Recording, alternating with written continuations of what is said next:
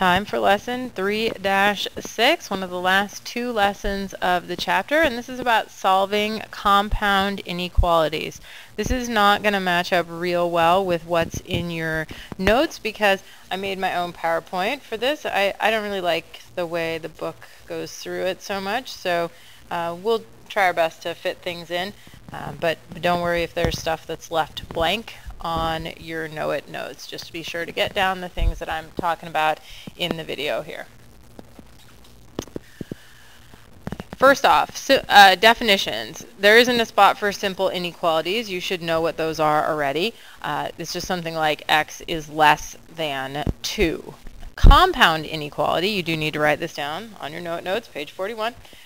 Compound inequality is two simple inequalities combined into one statement by either and or.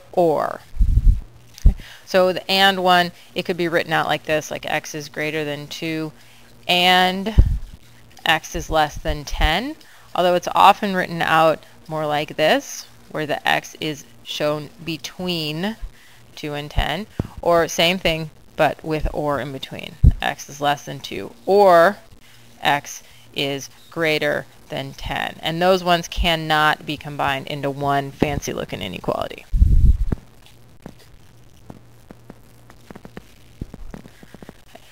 I want you to use the lines where the definitions, intersection, and union are on your paper. We're not actually going to write definitions for those down.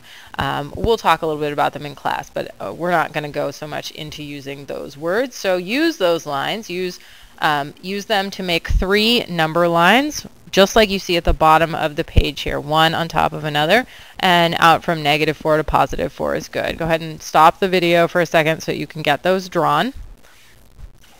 And then now that you're back with me, we're going to go ahead and graph this pair of inequalities.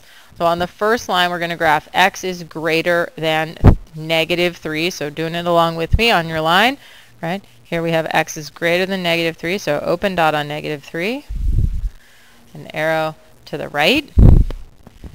On the second line, we've got x is less than 2, open dot on 2, arrow to the left.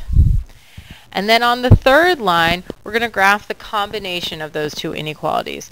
We're looking for -3 is less than x, which is less than 2. Right? This is an and inequality. Anytime you see it squished together like that into one fancy inequality, it's and. Really, it's saying x is greater than -3 and x is less than 2. So here's what that looks like. Open dot on -3. Open dot on +2, and a line connecting them. It's showing that the solutions are between -3 and +2. Right? So anything that's in that range will work as a solution, like 0 would work here. It would make a true inequality. So would 1, so would 1.5, etc.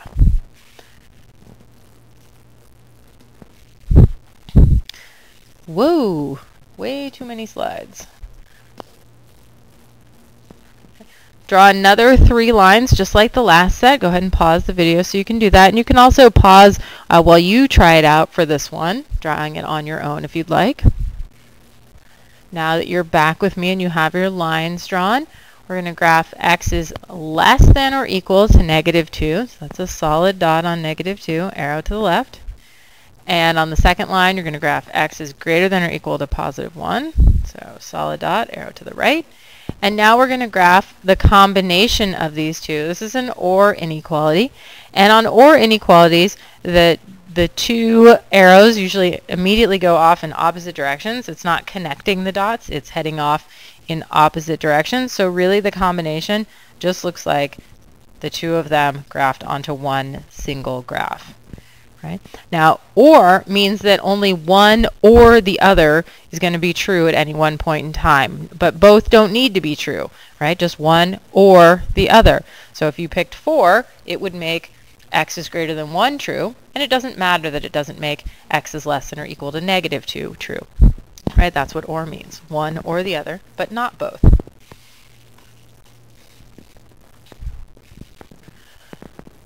Below that box there on page 41 that has all the examples. Okay, we'll talk about that a little bit later. Below that, I want you to write these two things down. Okay? Graphs for and inequalities overlap and create an intersection. So an intersection is just another word for overlap. Okay? It shows where both inequalities are true. If you need to pause to finish writing it down, go ahead and do that. Graphs of or inequalities show where either inequality is true, but both inequalities are not true at the same time. Not usually, anyway.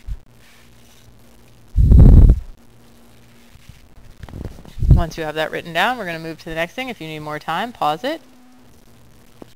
Here's the steps. You're going to want to write these down also on the bottom of page 41. If you don't have any room, though, on the bottom of page 41, go ahead and write onto page 42. There's tons of space on page 42 for you to continue the examples we're going to do and to write these steps. The basic method. Okay. You write each, these are and inequalities, so make sure you get the title down, with and inequalities. You're going to write each inequality separately. Okay, there's two of them. They're often stuck together in that one fancy looking inequality. So you write each one separately. You solve each inequality on its own. It's usually really pretty easy, like one-step or two-step inequality. Don't forget about the negative flip.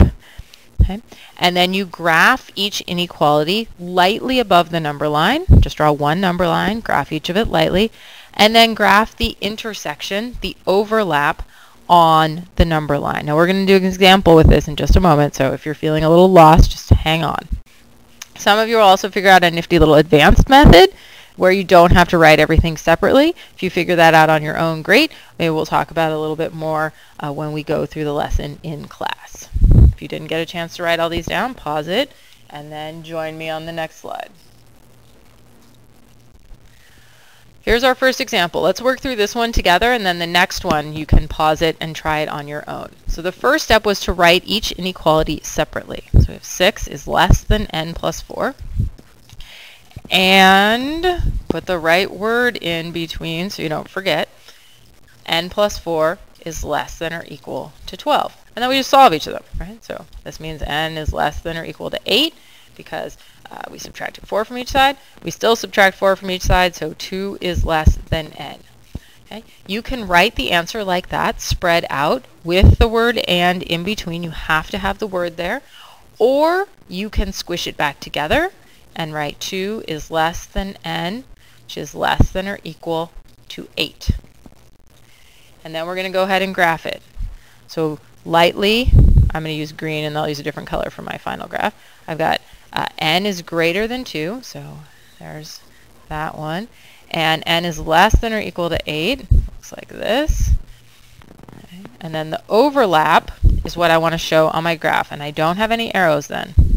So I put my 2 dots where I need them, and I connect them with a line. And that shows that n is greater than 2, but less than or equal to 8. So the only things that are going to make this true are numbers like 4, 5, 6, or fractions thereof. Okay, if I plug in 5, right, I get 6 is less than 9, which is less than or equal to 12. You can see that it works. I'm sure by now everybody needs to be on page 42 unless you write really, really tiny. Okay. Go ahead and write the problem down and then pause the video while you try it on your own. Separate them out, give it a try. Now that you've tried it, I'm going to go through it, check your work. 8 is less than 3n minus 1, and fill it in if you didn't before. 3n minus 1 is less than 11. Solve each of them. 3n is less than 12, so n is less than 4. Add 1, 9 is less than 3n, so 3 is less than n. So I can leave that as my answer as long as I write and. But I usually like to squish it back together, and I think usually if you look in the textbook, the answer key in the textbook will generally have them squished together also. Okay, so that would be my final answer there. 3 is less than n, which is less than 4. And then I'm going to go ahead and graph it. So I need n is greater than 3. N is less than 4, and my overlap's going to be pretty small this time. right? It's just numbers between 3 and 4 that make this true. A number like 3.5 would work. Okay. Okay, or 3.1 or 3.9.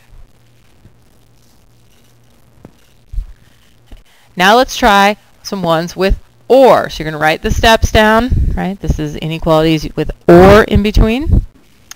The steps are the same, okay? But the arrows on the graph do not usually overlap.